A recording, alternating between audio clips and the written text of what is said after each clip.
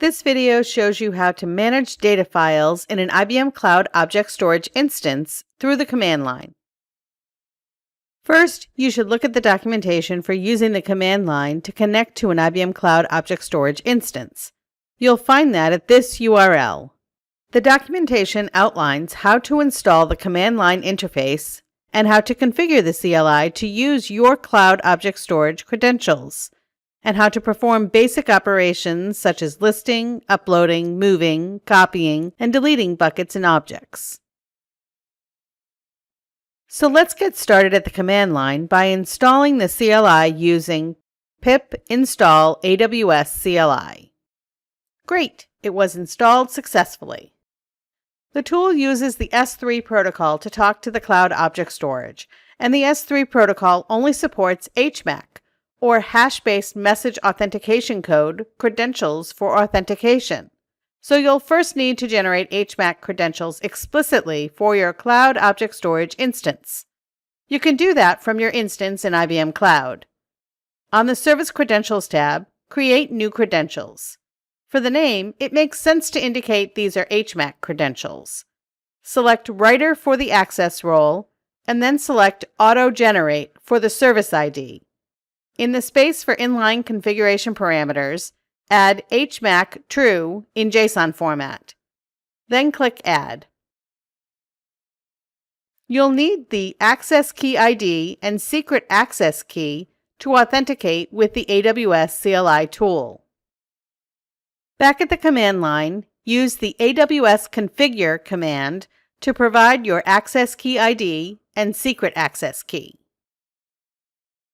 Now you're ready to manage your object storage. This command lists all of the buckets. You need to specify the endpoint, which is available on the Cloud Object Storage endpoint panel you saw earlier. The endpoint is followed by S3, which is the protocol, and LS, which lists the contents. You can add a specific bucket to the ls command to list the contents of that bucket.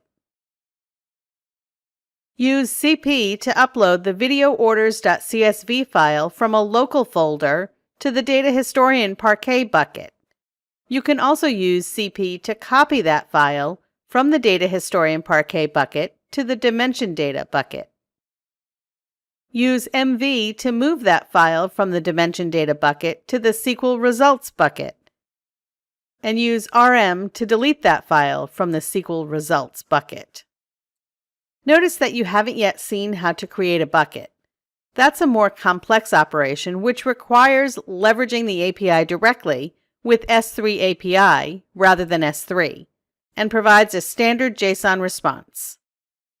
Use list buckets to see a list of all the buckets in the object storage, and use list objects along with the bucket parameter to see the contents of a specific bucket.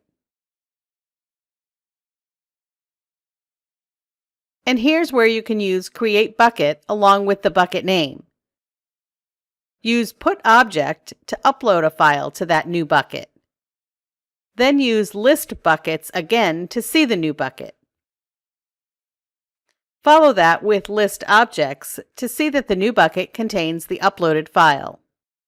If you go back to your IBM Cloud Object Storage instance, you'll find the new bucket and the uploaded file inside the new bucket.